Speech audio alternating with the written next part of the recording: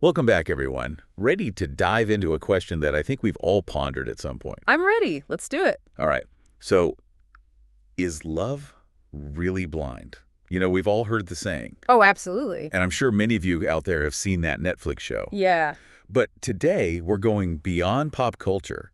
We're going to look at what the research says. We've got some fascinating articles, even a Reddit thread, Oh, wow. to see if science can shed some light on this age-old mystery. I love it. And just to give you a little taste of what's to come, we'll be talking about how love might actually suppress the critical thinking parts of our brains. Interesting. Which, on the one hand, that sounds a little scary, Yeah. but maybe it's not always a bad thing. Right. We'll have to see what the research says. Exactly. But before we get too deep into it, I want to ask you, dear listener, have you ever felt blinded by love? It's a good question. Take a moment to think about that as we start unpacking some of this research. Okay, so one article that really caught my eye was by Christina Trushina. She dives into the neuroscience of love. Ooh, neuroscience. I love it. And those early stages, that infatuation phase where you just can't stop thinking about someone? Oh, yeah, those butterflies. She talks about how our brain chemistry basically turns against us. Turns against us.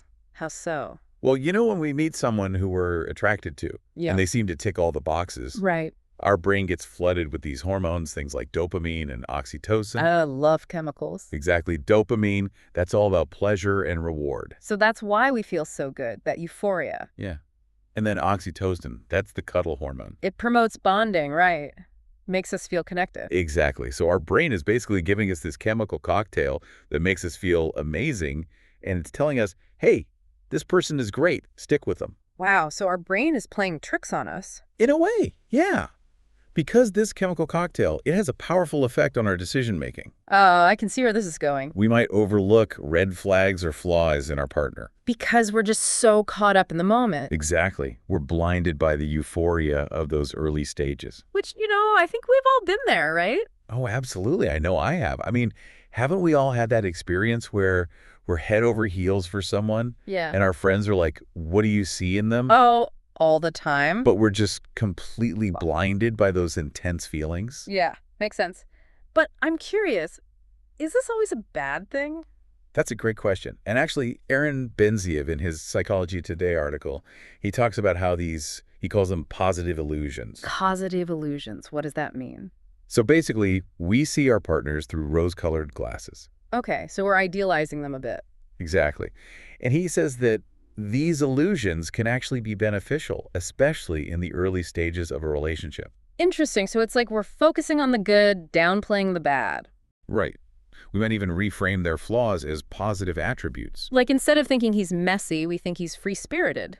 Exactly. Or she's not controlling, she's just knows what she wants, that kind of thing. That's funny, but it makes sense, right? I mean, Right. who wants to focus on the negative all the time? Right. And Benziev points out that there's actually research that shows that people tend to rate their partners as more attractive than themselves. Wait, really? More attractive than themselves? It's true. So it's not just a subjective feeling. There's actually some bias happening in our perception. Wow, that's fascinating. So maybe everyone's doing it because it serves a purpose. I think so.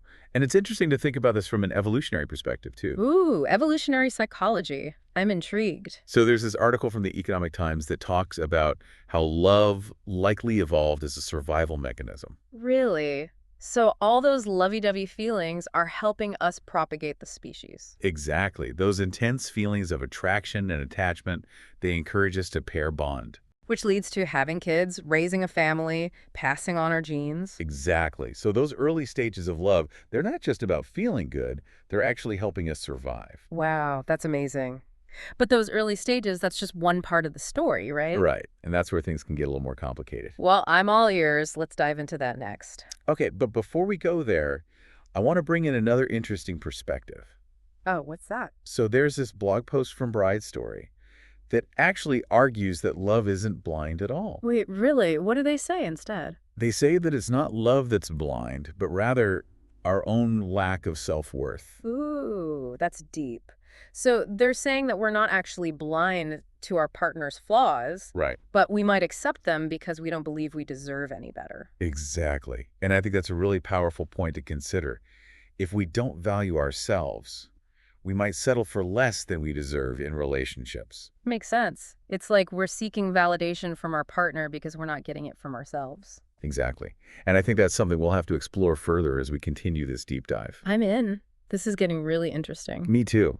All right, so we've talked about how our brains can trick us in those early stages of love, making us feel amazing and overlooking potential problems.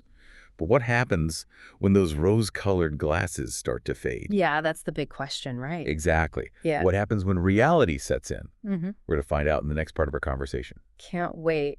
So we've talked about how those hormones, those initial hormones, I mean, they can make love feel like a whirlwind. Oh, yeah, all that excitement, passion. But as those hormones start to settle, Yeah, we start to see our partners a little more clearly through a clearer lens, I guess you could say. right, reality sets in. Yeah. It's like, wait a minute, those weren't rose petals. Those were actually red flags. Exactly. Yeah.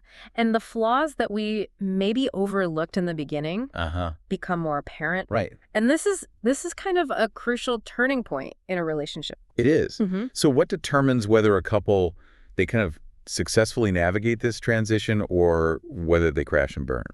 Well, this article we have, the Economic Times article, it highlights the importance of this shift Okay. from passionate love to what they call companionate love.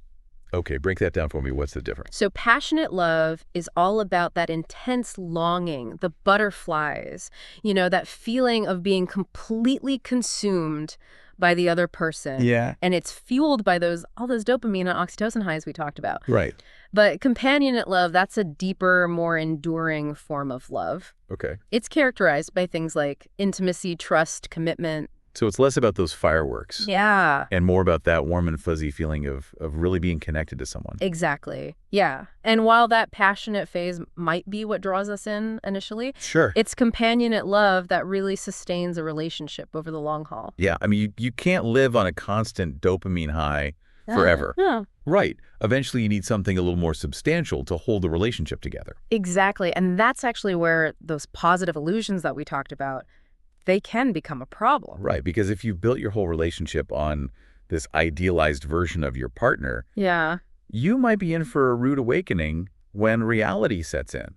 Yeah, absolutely. So it's not necessarily a bad thing to see your partner through those rose-colored glasses in the beginning, but eventually Right. you need to take those glasses off and see them for who they truly are. Yeah, and that's where communication becomes super crucial. Okay. Trudy Gilbert, in her article about navigating the first year of a relationship, Yeah. she emphasizes that open and honest communication is it's key Yeah. to getting through all those rough patches that inevitably arise. So it's about being able to talk about those things that are bothering you, even if they're hard. Right. Those doubts, those frustrations, without that fear of judgment or rejection. Exactly. Yeah. And it's also about being willing to listen to your Yeah. partner's perspective, even if it's difficult to hear. So basically, it's all about good communication skills. Yeah. But, if you're someone who tends to avoid conflict or just kind of sweep things under the rug, Right. that can be a really tough hurdle to overcome. It can be, but it's worth the effort, because if you're not able to communicate openly and honestly with your partner, Yeah, those little resentments, those frustrations, they can build up over time. right. And eventually they just erode the foundation of the relationship. This reminds me of something that Christina Trushina wrote about in her article. She Yeah. talked about how these reality shows like Love is Blind, Yeah. they often highlight couples who bond over shared trauma or difficult experiences. It's true. And while shared experiences can definitely create a really strong connection, Uh-huh. they don't necessarily guarantee that long-term compatibility. So just because you've been through a lot together doesn't mean you're meant to be. Exactly, yeah. And Trishina, she also makes a really important point about not mistaking the fear of being alone Oh, interesting. for genuine love. Okay. Sometimes we stay in relationships because it's familiar or because the thought of starting over is it's terrifying, Yeah. even if we're not truly happy. Right. That's a really good point. I think a lot of people stay in relationships longer than they should because they're just afraid of being single or they worry they won't find anyone else. It's a common fear, for sure. But I think it's important to remember that being single, it's not a failure. Yeah. It's an opportunity to get to know yourself better, to focus on your own growth and happiness, Yeah. and then eventually find a partner who truly aligns with your values and your goals. We've talked a lot about the downsides of that initial blindness fading. Right. But isn't there also something to be said for the excitement of seeing your partner in a new light, of discovering new depths to their personality as you move past that initial phase? Absolutely, yeah. As we move beyond that honeymoon phase, we have the opportunity to build a deeper, more authentic connection with our partner. Yeah. We get to know them on a much deeper level, flaws and all. Right. And that can be incredibly rewarding. It's like you're peeling back the layers of an onion, I love that analogy. and you're discovering new and interesting things about them all the time. Right. And it's important to remember that relationships, they're constantly evolving. Yeah. We're all constantly growing and changing, and so are our partners. Yeah. The key is being willing to grow and change together. So as those initial hormones subside and we start to see our partners more realistically, it's a time for both introspection and communication. Exactly. Yeah. Yeah. It's a time to ask ourselves, is this relationship truly serving me? Are we compatible on a deeper level beyond that initial attraction? Are we both willing to put in the work to make this relationship thrive? And if the answer to those questions is no, then maybe it's time to consider walking away, even if it's painful. You're absolutely right. Sometimes love isn't enough. Yeah. We need compatibility. We need shared values and that willingness to grow together. That's such a powerful reminder. But this conversation has also made me wonder if maybe love isn't completely blind after all. Right. And we did talk about that study in the Reuters article where people in love were less likely to notice attractive strangers. Right. Right. So maybe it's not about totally ignoring our partner's flaws, Mm-hmm. but maybe it's more about choosing to focus on the qualities that we love and appreciate about them. Exactly. Yeah. It's about making a conscious decision to invest in the relationship, Mm-hmm. to nurture that connection, and to really work through those inevitable challenges that life throws our way. This makes me think about all those couples that have been together for decades. Those couples that just seem to have that spark even after all those years. Yeah. What's their secret? Is it just luck, or is there something more to it? I think it's a combination of factors, but one thing that really stands out in the research is the importance of continued effort and intentionality. Okay. It's about actively choosing to prioritize your relationship, Uh-huh. to make time for each other, to express appreciation and affection, Right. and just keep that spark alive. So it's not just about finding the right person, it's about being the right partner. Absolutely. And I think that's a really empowering message. Okay. We have more control over our relationships than we might realize. Yeah. We can choose to communicate effectively, Ah. to work through conflict constructively, and really cultivate those qualities that make a relationship thrive. This has been such a fascinating conversation. We've gone from brain chemistry to evolutionary biology to the nitty-gritty of communication and compatibility. So after all this, what's your final verdict? Is love blind, or is it something a little more nuanced? Well, I think it's safe to say that love isn't blind in the literal sense. We do see our partners, both their strengths and their weaknesses. Right. But maybe love is more like having a special kind of vision. Okay. It allows us to see the best in our partners, even when they're not at their best. So it's not about ignoring reality, but maybe it's more about choosing to focus on the positive, on those qualities that make the relationship worthwhile. Exactly. Yeah. And I think that's a really beautiful way to think about love. It is. It's about seeing our partner through a lens of compassion, understanding, appreciation, Yeah. even when things are tough.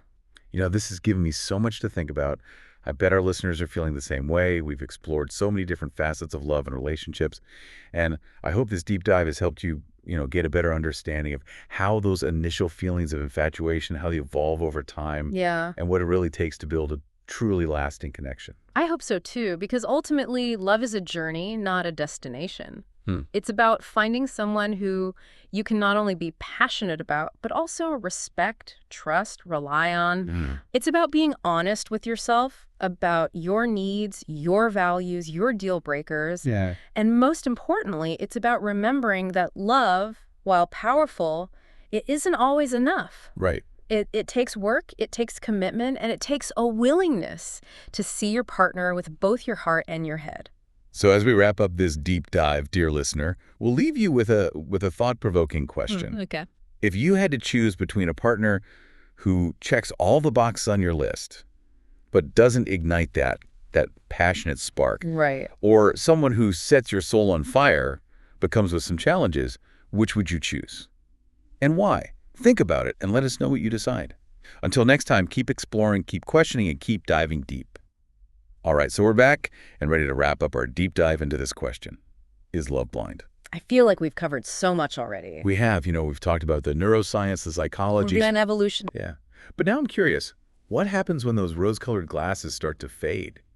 When we're left with a more realistic view of our partner, warts and all. It's interesting, right? Because that initial blindness, it's exciting, but it can also set us up for disappointment later on. Oh, absolutely. We talked about how those hormones can mask red flags, make the good stuff seem even better. Right? But as those hormones settle, we might start noticing things we didn't before. Yeah, like that cute little quirk that suddenly becomes super annoying. Exactly. Or that little white lie that now feels like a huge betrayal. Yeah, and that's where the real work of a relationship begins. Right. It's not effortless anymore. Not at all. It's about making a conscious choice to stay. Even when it's hard. Even when it's hard, and navigating those challenges together. But how do we know if a relationship is really worth all that effort?